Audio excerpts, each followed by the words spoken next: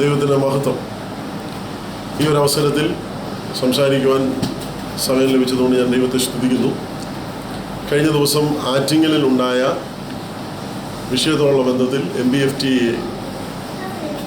Facebook group ഇങ്ങനെ ഒരു പ്രതികരണം പരസ്യമായി പ്രസിദ്ധീകരിക്കുന്നതിൽ എനിക്കും സന്തോഷമുണ്ട്. കർത്താവിൻ്റെ വയലിൽ അധ്വാനിക്കുന്ന ഒരു കർത്തൃദാസൻ എന്ന നിലയ്ക്ക് എന്നെ കേൾക്കുന്ന എല്ലാവരോടുമായിട്ട് ഞാൻ പറയട്ടെ, ഈ അനുഭവത്തെ, ഈ പ്രസ്ഥാനത്തെ തകർത്ത് കളയുവാൻ ലോകത്തിലെ ഒരു ശക്തിക്കും സാധ്യമല്ല. ഈ പ്രതിസന്ധികൾ, പീഡനങ്ങൾ അതിന്ന് ആരംഭിച്ചതല്ല, അല്ലെങ്കിൽ അതൊരാറ്റിങ്ങലിൽ ആരംഭിച്ചതല്ല. അത് ഇതിൻ്റെ ആരംഭം മുതൽ ആരംഭിച്ചതാണ്. ഇത് തുടങ്ങിയ കാലം മുതൽ ആരംഭിച്ചതാണ്. നിരവധി രാജാക്കന്മാർ ഇതിന് വിരോധമായി നിന്നിട്ടുണ്ട്. നിരവധി പ്രഭുക്കന്മാർ ഇതിന് വിരോധമായി എഴുന്നേറ്റിട്ടുണ്ട്. അവരാരും ഇന്ന് ജീവിച്ചിരിപ്പില്ല. ഈ പ്രസ്ഥാനം ഇന്നും ജീവനോടെ, ഓജസ്സോടെ, തേജസ്സോടെ വർദ്ധിച്ചു വന്നതല്ലാതെ തകർക്കപ്പെട്ടതായിട്ട് കണ്ടിട്ടില്ല. ലിസീനസ് ചക്രവർത്തിയുടെ ഭരണകാലത്ത് 40 ക്രിസ്തു ഭക്തന്മാരെ, സഹതാമാരെ പിടിച്ച് വെള്ളത്തിനകത്ത് നിർത്തി. തണുത്തുറഞ്ഞിരിക്കുന്ന വെള്ളത്തിനകത്ത് അവർ 40 പേരും നിരന്നു നിൽക്കുകയാണ്.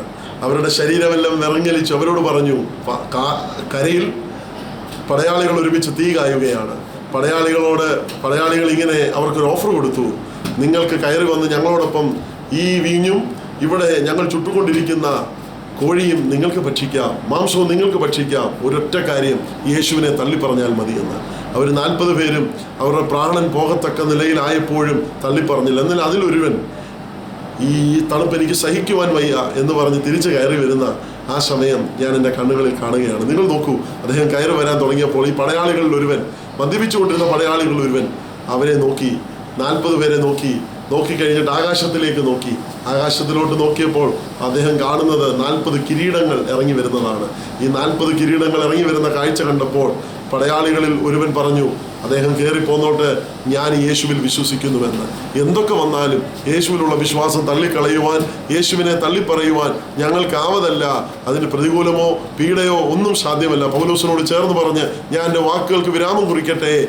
കഷ്ടതയോ പട്ടിണിയോ ഉപദ്രവമോ ആപത്തോ നഗ്നതയോ വാളോ എന്തു വന്നാലും ക്രിസ്തുവിൻ്റെ സ്നേഹത്തിൽ നിന്ന് ഞങ്ങളെ വേർപിരിക്കുവാൻ കഴിയത്തില്ല. അതുകൊണ്ട് ഞങ്ങളെ പീഡിപ്പിക്കുന്ന, ഞങ്ങൾക്ക് വിരോധമായി എഴുന്നേറ്റ് വരുന്ന ശക്തികളെ, നിങ്ങൾ പരാജിതരാണ്, നിങ്ങൾ ഭീരുക്കളാണ്. ഞങ്ങൾ ജയഭേരി മുഴക്കി കർത്താവിനോട് എന്നും ജീവിക്കാൻ ഞങ്ങൾ ഒരുക്കമുള്ളവരാണ്. ജീവൻ കൊടുക്കുവാനും ഞങ്ങൾ തയ്യാറാണ്. ദൈവം എല്ലാവരെയും അനുഗ്രഹിക്കട്ടെ.